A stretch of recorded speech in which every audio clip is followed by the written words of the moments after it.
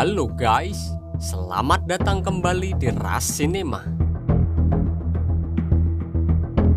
Pada kesempatan kali ini, kita akan membahas sebuah film yang berjudul Cleaner.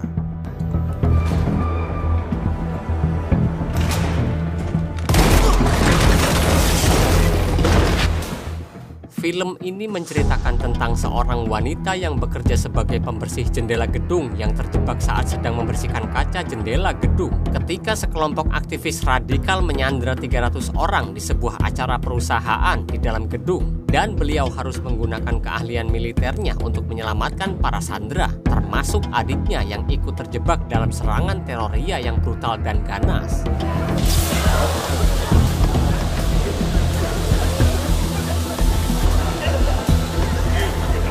Tanpa basa-basi lagi, langsung saja kita simak alur ceritanya.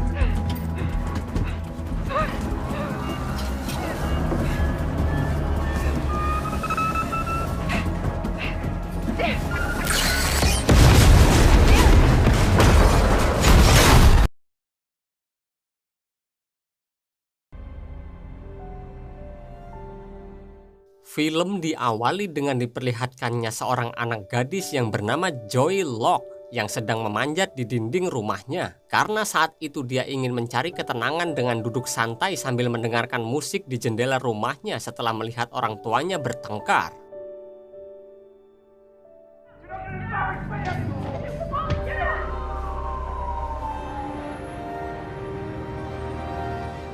Dua 20 tahun kemudian, kini terlihat Joy yang sudah dewasa dan hari itu dia telat bangun tidur dan oleh karena itu dia harus melakukan aktivitas paginya dengan terburu-buru.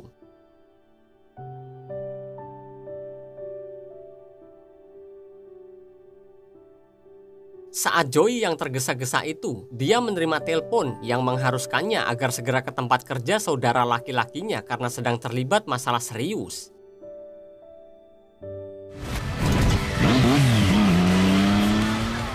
Setibanya di tempat kerja saudaranya yang bernama Michael Locke, Joy langsung marah setelah mendapatkan penjelasan terkait tuduhan kepada saudaranya itu kalau Michael telah meretas data milik panti jompo tempat Michael bekerja saat ini, yang kemudian disebarluaskan ke media, yang mana hal itu adalah pelanggaran berat termasuk ke dalam pelanggaran kode etik karyawan. Meski di situ Joy sudah berusaha agar Michael tidak dipecat, tetapi karena posisi mereka yang bukan siapa-siapa dan tidak punya orang dalam, akhirnya pemecatan Michael pun dilakukan.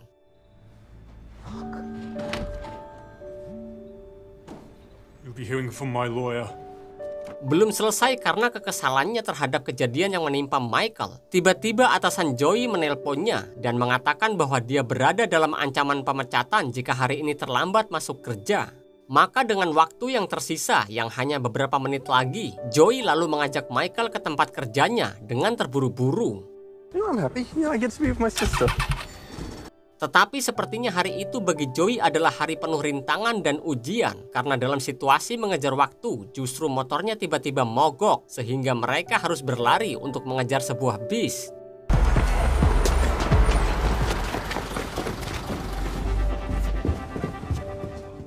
Setelah melewati hal-hal yang tidak mengenakan tadi, akhirnya Joy tiba juga di tempat kerjanya di sebuah perusahaan yang bernama Agnian Energy sebagai tukang bersih-bersih kaca gedung. Joy lalu menitipkan Michael ke salah satu satpam yang Joy kenal di sana yang bernama Big Ron untuk mengawasinya selama Joy bekerja. Dan di situ diketahui kalau Michael ini ternyata mengidap autis yang tidak menyukai keramaian.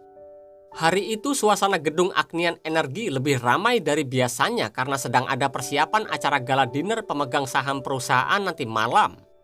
Dan ketika berada di sebuah lift, secara tidak sengaja Joy bertemu dengan dua pemilik saham mayoritas perusahaan Agnian Energy yang bernama Geoffrey Milton dan Gerald Milton.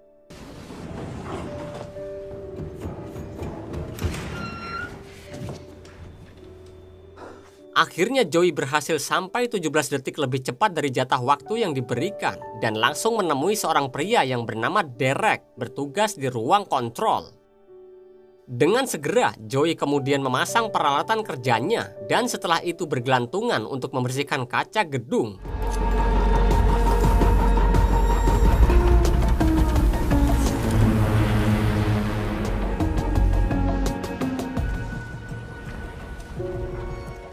Tidak lama kemudian, fokusnya teralihkan oleh salah satu rekan kerjanya yang bernama Noah Santos yang menghampirinya.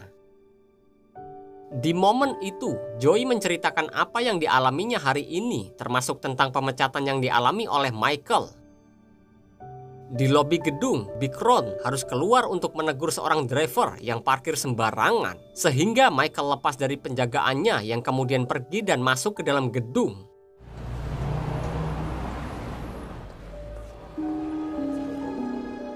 Sementara di ruang utama gedung Agnian, Geoffrey dan Gerald sedang menerima wawancara media terkait kesuksesan mereka menjadi pemilik saham mayoritas dan persiapan mereka untuk acara nanti malam, di mana tekad mereka untuk menjadikan Agnian sebagai penyedia energi yang bersih dan berkelanjutan. Joey dan Noah yang dari tadi bekerja bersama harus berpisah karena Derek menugaskan Joey untuk membersihkan serangan burung di jendela di bagian 51. Sebelum berpisah, tidak lupa Noah memberikan rasa simpatinya terhadap apa yang dialami Michael hari ini. Sementara di dalam gedung terlihat kesibukan para karyawan yang sedang mempersiapkan segala hal untuk suksesnya acara gala nanti malam. Waktu pun berlalu hingga malam tiba. Terlihat Joey masih terus membersihkan kaca dan tidak sengaja melihat Michael yang sudah berada di dalam salah satu lorong gedung. Sempat terjadi pertengkaran di mana Joey menyuruh Michael supaya segera kembali ke lobi karena jika tidak Joey bisa saja dipecat. Tetapi kalimat itu justru membuat Michael kesal dan pergi dari hadapan Joey dengan marah-marah. What you want? Dalam kesalnya tersebut, tiba-tiba Derek menghubungi Joey untuk memastikan pembersihan bekas burung tadi. Meski Joey sudah memohon belas kasihan karena ada sedikit masalah, Derek tetap mengantarkan Joey ke jendela yang akan dibersihkan menggunakan keranjang gantung. Di ruang acara, para tamu undangan sudah mulai berdatangan untuk mengikuti rangkaian acara gala sekaligus mendengarkan pidato pemilik saham perusahaan Agnian Energi. Sementara Joey yang sedang sibuk membersihkan kaca bekas burung, tiba-tiba dengan tidak sengaja kakinya terpeleset hingga membuat kuas pembersihnya terjatuh.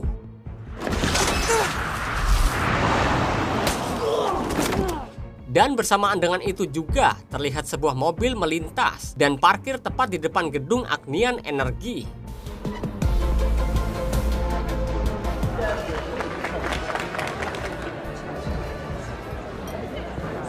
Cheers. Setelah selesai membersihkan kaca, Joey meminta Derek untuk membawanya naik dan Derek pun langsung menarik tuas untuk membawa Joey naik.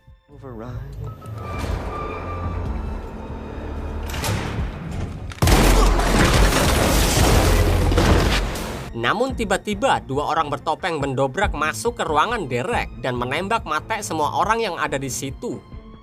Setelah itu, salah satu dari mereka menarik mayat Derek dari kursi dan tanpa sengaja tangan Derek mengenai tuas sehingga membuat keranjang yang membawa Joey naik kembali turun. Dan hal itu membuat Joey mengira jika Derek sedang mengerjai dirinya.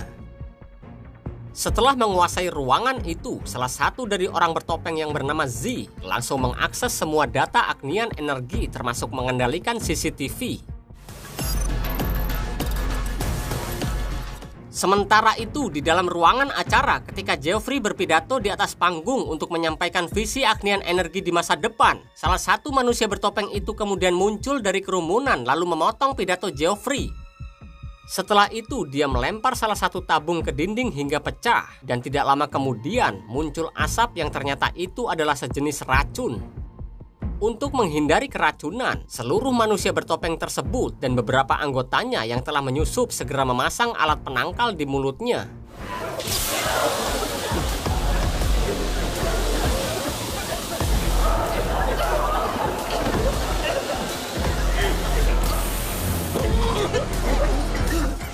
Dari luar gedung, Joey menyaksikan keanehan tersebut, di mana dia melihat satu keluarga yang tiba-tiba pingsan.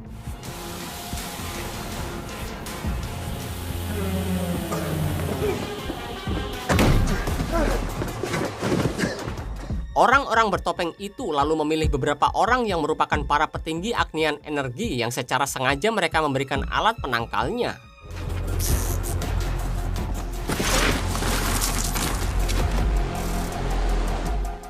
Kemudian pemimpin manusia bertopeng tersebut memperkenalkan gerakan mereka ini di hadapan para petinggi Agnian Energi yang sudah berada di bawah kendali mereka, di mana pria itu menamai kelompok mereka sebagai Revolusi Bumi. Gedung Agnian sekarang secara penuh telah dalam kendali kelompok manusia bertopeng, di mana seluruh lift dan pintu telah dikunci. Semua panggilan dan komunikasi apapun terganggu, begitu juga alarm bahaya yang tidak dapat dinyalakan. Satu persatu para pemimpin Agnian Energi itu mereka data. Ternyata ada satu orang yang tidak ada di sana, yaitu Gerald. We're one short. Where's Gropey? Joey yang dari tadi berusaha untuk naik ke puncak gedung dengan cara memanjat tali keranjang gantung. Joey pun melewati apartemen 527 dan melihat Gerald telah pingsan di atas kasur bersama seorang wanita. Tidak lama kemudian, salah satu dari manusia bertopeng masuk ke kamar tersebut dan memasangkan Gerald alat penangkal ke mulutnya. Lalu kemudian mendorong Gerald ke dekat jendela tepat di mana Joey sedang bergelantungan. Di situ Gerald melihat keberadaan Joey di luar sana, bahkan berusaha membocorkannya dengan mengatakan pembersih jendela. Tetapi manusia bertopeng tersebut ternyata salah mengartikan ucapan Gerald. Dia mengira bahwa ucapan tersebut untuk dirinya, sehingga dengan nada kesal pria tersebut langsung membuka topengnya yang ternyata dia adalah Noah, teman yang menemani Joey membersihkan jendela. Joey yang melihatnya pun seketika kaget. Kemudian setelah itu Noah segera membawa Gerald dengan meja dorong.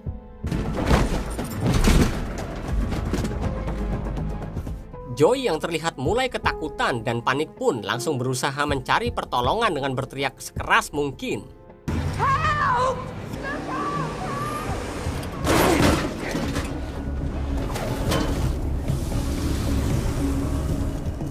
Sementara itu, Noah telah bergabung kembali bersama kelompoknya sambil meletakkan Gerald bersama para petinggi Agnian Energi lainnya. Setelah itu, pemimpin manusia bertopeng tersebut membuka topengnya kemudian memperkenalkan dirinya yang bernama Marcus Blake. Joey yang kebetulan melewati gedung di mana para petinggi Agnian Energi itu diikat, dia di situ dapat melihat apa yang terjadi di dalam gedung. Sedangkan Marcus mulai memperjelas motivasi dari aksi mereka ini. Kemudian Geoffrey yang mengira jika sesungguhnya mereka mengincar uang, akhirnya dia harus merasakan cekikan dari Noah. Oh. Tidak lama setelah itu, mereka kemudian memutar sebuah video untuk menunjukkan sebuah fakta terhadap apa yang sesungguhnya dilakukan Agnian Energi, di mana terlihat ada sebuah tempat yang bernama Lagunarta Koa. Dan tempat itulah Agnian Energi ternyata membuang miliaran galon limbah yang tentunya membuat alam menjadi rusak. Selain itu, Marcus juga memperkenalkan seorang wanita yang bernama Elena Lanza yang pernah berusaha mengungkapkan kebusukan Agnian Energi dalam sebuah persidangan. Tetapi dia ditemukan mati karena dibunuh sebelum persidangan terjadi. Dan sampai saat ini fakta-fakta tersebut tidak pernah terungkap karena selama ini Agnian Energi mampu mengendalikan parlemen, pers, dan sosial media sehingga dengan mudah menciptakan disinformasi. Karena selama ini mereka tidak tersentuh, sehingga Marcus memaksa mereka untuk bertanggung jawab dengan mengakui perbuatannya di depan kamera. Dan videonya itu nantinya akan diviralkan. Siapa saja yang mematuhi, Marcus beri jaminan akan dibebaskan. Geoffrey yang berusaha bernegosiasi, lagi-lagi harus merasakan kembali kesakitan karena Noah memasukkan botol ke dalam mulutnya.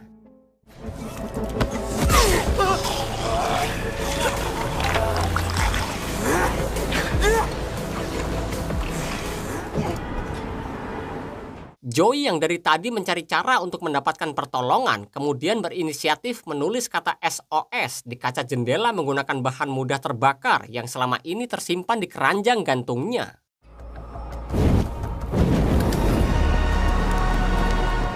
Ternyata cara tersebut berhasil mengambil perhatian orang-orang yang sedang berada di bawah gedung, bahkan hingga pihak keamanan yang kemudian direspon oleh polisi setempat.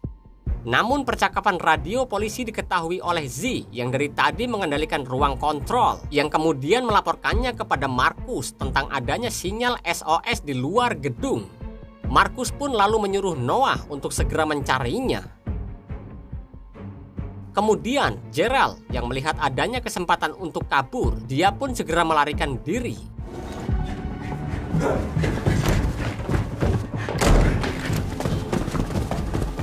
Tidak lama setelah itu, Noah akhirnya menemukan posisi Joey dan kemudian menyuruh Z untuk menurunkan keranjang gantung tempat Joey selama ini berada.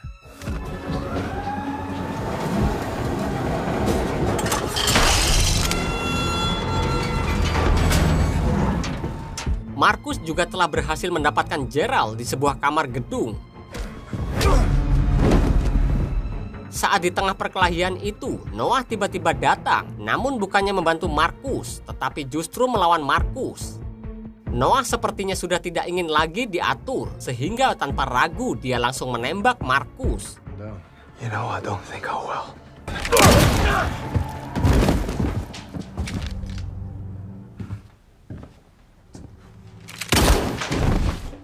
Noah kemudian mulai menekan beberapa loyalis Marcus, dan yang tidak mau patuh padanya, Noah pun akan menghabisinya. Looks like I'm all in. It's too late for a revolution, Marcus. This is a reckoning. Every movement needs its martyrs.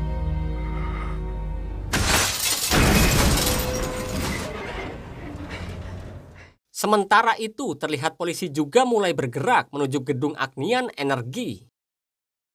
Kembali ke Joey, di situ dia melihat senjata Marcus dan langsung mengambilnya.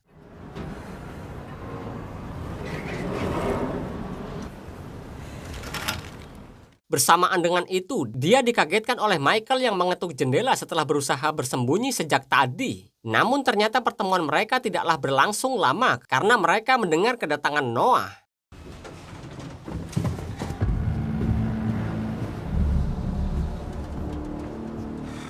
Sementara itu, Z mulai mengupdate situasi kalau mereka hampir kehabisan waktu karena polisi terlalu cepat berdatangan. Dan beberapa detik kemudian, terlihat seorang menteri Agnian Energi baru saja memulai pengakuan di live streaming mereka untuk mengakui segala kebusukannya yang sudah bertahun-tahun menerima suap dari perusahaan Agnian Energi yang jumlahnya sangat fantastis. Tidak lama setelah itu, Noah kemudian memberi ancaman kepada Joey sambil memerintahkan kepada semua anggotanya untuk mencari keberadaan Michael, yang mana Noah sangat yakin kalau Michael bersembunyi di sekitar gedung tersebut. Tidak cukup sampai di situ, mengetahui polisi yang baru tiba mengepung gedung, Noah selanjutnya menjebak Joey dan Noah langsung menghubungi 999 yang merupakan kontak darurat kepolisian. Noah di situ melaporkan bahwa sedang terjadi penembakan yang dilakukan oleh seorang wanita di luar gedung. Setelah itu, Noah menyuruh Joey untuk menembak ke bawah gedung yang terdapat banyak orang-orang sedang berkumpul, sehingga menimbulkan kekacauan. Apabila Joey tidak melakukannya, maka Noah mengancam akan menjunuh salah satu karyawan yang kebetulan sedang pingsan di dekatnya.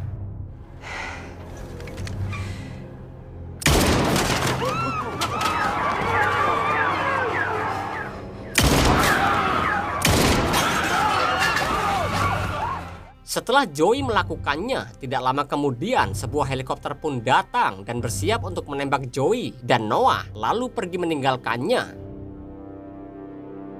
Kejadian penyanderaan itu akhirnya tersebar oleh media kalau Joey dikira sebagai pelaku utamanya. Ketika perhatian semua orang tertuju pada Joey, itu artinya para komplotan tersebut cukup banyak waktu untuk melanjutkan rencananya. Dan untuk melengkapi jebakan itu, Noah selanjutnya menyuruh Z untuk mentransfer sebagian dana milik CEO Agnian Energi ke akun Joey sebanyak $33 juta. Di bawah gedung terlihat seorang polisi lapangan melaporkan kepada atasannya yang sekaligus adalah pimpinan operasi ini yang bernama Claire Hume.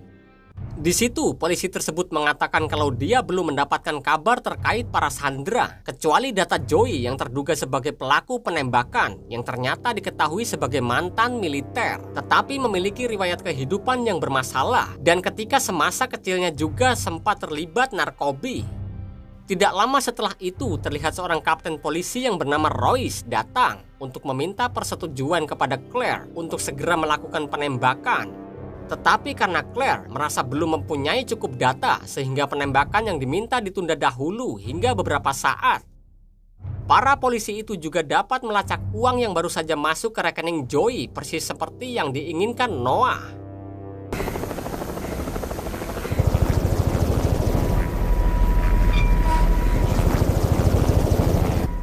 Joey yang masih berusaha untuk mengungkapkan kebenaran, dia pun seketika memiliki ide brilian dengan cara mengambil ponsel yang terselip di saku celana Marcus.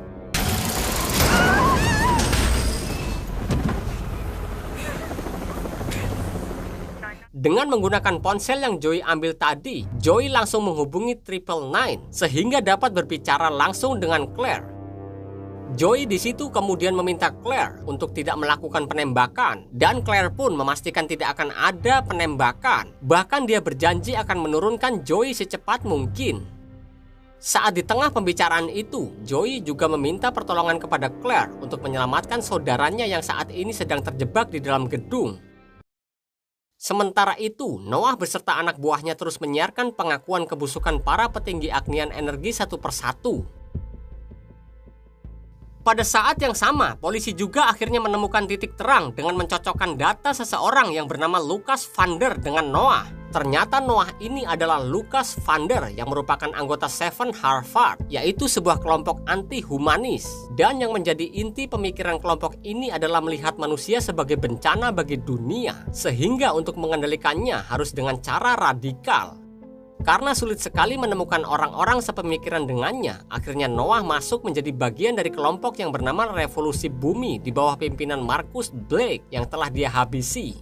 Kelompok Revolusi Bumi ini merupakan sebuah kelompok peduli lingkungan namun ekstrim dan radikal. Gerakannya sangat terorganisir serta memiliki sumber daya yang memadai, dan selama ini terus menyuarakan fakta yang terjadi pada lagu Natarakoa. Dari fakta yang ditemukan tersebut, Claire menarik sebuah kesimpulan kalau Marcus hanya seseorang yang ekstrim, bukanlah penjunuh. Hingga sejauh ini rencana Noah berjalan tanpa kendala. Mereka terus melive streamingkan pengakuan kebusukan para petinggi agnian energi. Dan agar semuanya berjalan tanpa hambatan, Noah telah memasang bom ke setiap orang yang ada di ruangan tersebut, dan alat pengendalinya ada di pergelangan tangan Noah sendiri yang dapat meledak sesaat setelah dirinya tidak bernyawa, sehingga para polisi berpikir panjang jika ingin menjunuhnya. Tidak lama setelah itu, telepon dari Claire diterima oleh Noah. Mereka lalu berdebat tentang keberadaan seluruh manusia di negara tersebut, sampai akhirnya Noah mengancam akan meledakkan setiap orang yang ada di situ. Dan di saat yang bersamaan juga, tanpa sepengetahuan Claire, 5 orang anggota SWAT dengan persenjataan lengkap sedang bergerak untuk masuk ke dalam gedung. Tetapi Noah yang telah mengendalikan seluruh CCTV gedung, dia pun melihat pergerakan tersebut dari layar handphonenya. Maka dari itu, dengan segera Claire menyuruh mereka untuk mundur.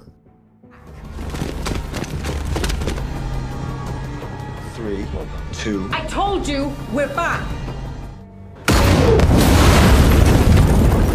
Tindakan ceroboh anggotanya tersebut membuat Claire sangat kesal, sehingga dia menegaskan agar tidak ada yang boleh melakukan apapun tanpa sepengetahuannya. Don't you ever go behind my back again.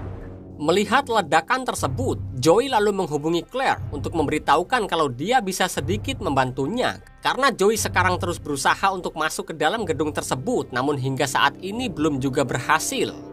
Claire lalu memberitahu Joey jika Noah telah berhasil mencuri beberapa file agnian energi agar bisa mendapatkan pengakuan, dan kemungkinan akan disiarkan lewat ruang kontrol, yang intinya Joey harus menggagalkan penyiaran tersebut.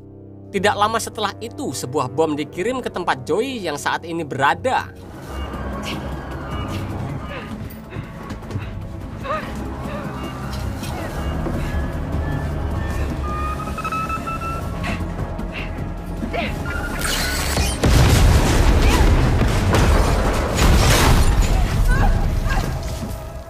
Claire lalu memberikan konfirmasi ke Noah kalau Joey telah mati.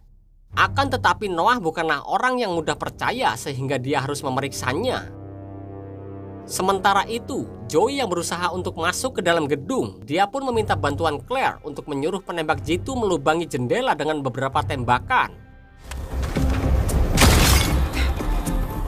Karena situasi kini semakin kacau, Noah memutuskan untuk membagi timnya yang mengharuskan beberapa orang timnya untuk segera pergi dan memastikan kematian Joey, sedangkan dia sendiri tetap berada di ruangan Sandra sambil memaksa Gerald untuk mengakui perbuatannya.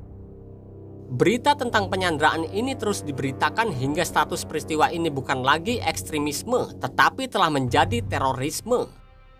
Kembali ke Joey yang terus memukul kaca jendela yang telah berlubang agar bisa dipecahkan dan masuk ke dalam gedung. Setelah cukup lama berusaha, tanpa disangka, Michael tiba-tiba datang untuk membantunya hingga kaca tersebut berhasil dia pecahkan.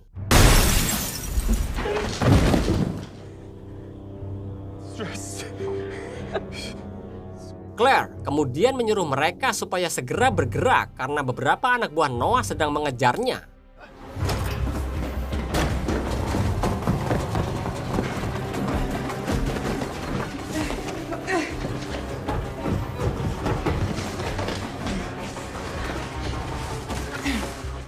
Di tengah pelariannya tersebut, Joey meminta Michael untuk meretas sistem lalu mencuri beberapa file yang sedang diincar oleh Noah.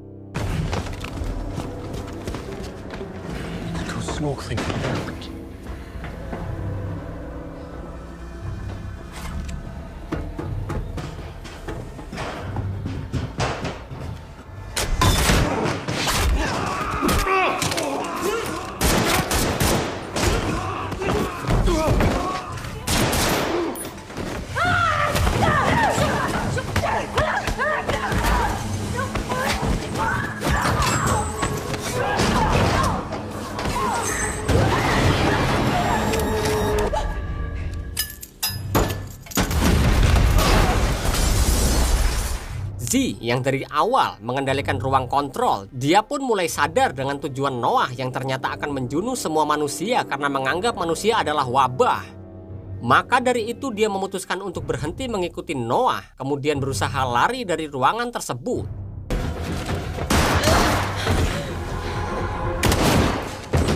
Di saat itu juga, Joey dan Michael tiba di situ lalu menembak anak buah Noah. Setelah itu mereka masuk ke ruang kontrol dan Michael kemudian meretas jaringan sehingga berhasil mematikan siaran live streaming yang sedang dilakukan oleh Noah. This is war and there will be no mercy reaped. The Earth will down. Sebelum pergi dari tempat tersebut, tidak lupa Michael mengambil drive yang akan menjadi barang bukti. Setelah itu, Joey menghubungi Claire dan mengatakan kalau dia akan menyelamatkan para sandera dan akan menghadapi Noah. Meski sudah dilarang Claire, namun Joey bersikeras untuk menyelesaikan semuanya dengan tuntas. Maka dari itu, Joey meminta Claire untuk menjaga saudaranya.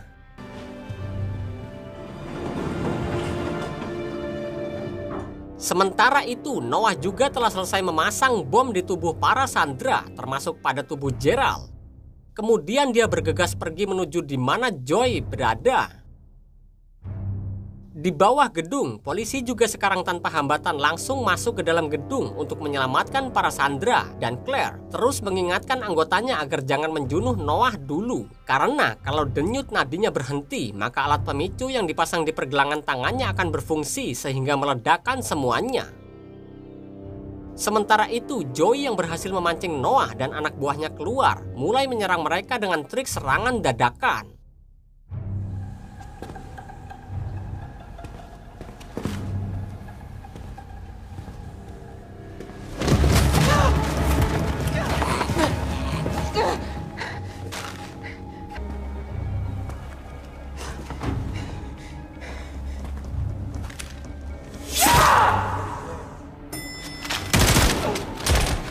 Lalu para polisi terlihat menyerah untuk menjinakkan perangkat bom yang terpasang pada tubuh sandera, karena apabila satu gagal dijinakkan, maka tentu akan menimbulkan ledakan.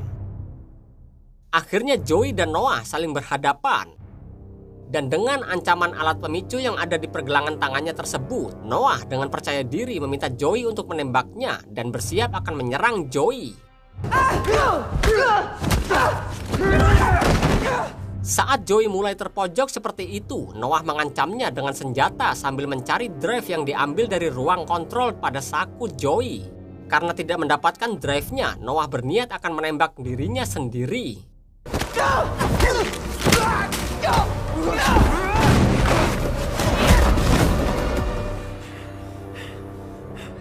Di saat-saat terakhir itu, Noah masih mengira dirinya akan menang.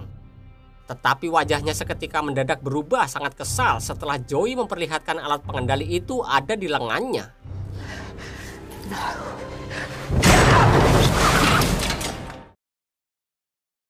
Akhirnya para polisi pun tiba dan lalu mengamankan TKP serta membawa semua sandera keluar dari gedung. Setelah terungkapnya skandal tersebut, pemerintah mulai meninjau ulang kebijakan yang diambil untuk menangani perubahan iklim. Kemudian film pun berakhir.